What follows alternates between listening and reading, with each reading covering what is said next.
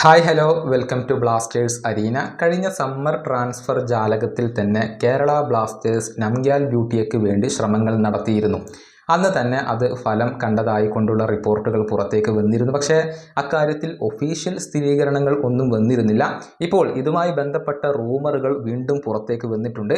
അതായത് അദ്ദേഹം കേരള ബ്ലാസ്റ്റേഴ്സിലേക്ക് എത്തുകയാണ്. വരുന്ന ജനുവരി ട്രാൻസ്ഫർ ജാലകത്തിൽ ഈ താരം ബ്ലാസ്റ്റേഴ്സിലേക്ക് എത്തും എന്നാണ് ഇപ്പോൾ അറിയാൻ സാധിക്കുന്നത്.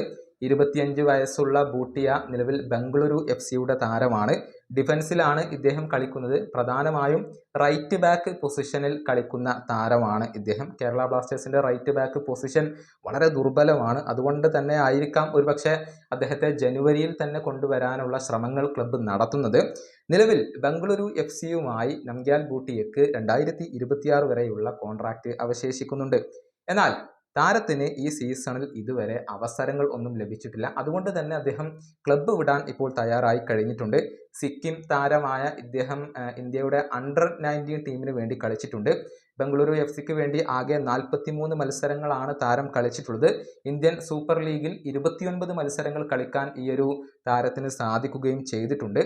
ഏതായാലും ഇതൊക്കെ കേവലം റൂമറുകൾ മാത്രമാണ്. താരത്തിന്റെ കാര്യത്തിൽ ഒഫീഷ്യൽ സ്ഥിരീകരണം വന്നാൽ മാത്രമാണ് ഇതൊക്കെ നമുക്ക് ഉറപ്പിക്കാൻ സാധിക്കുക.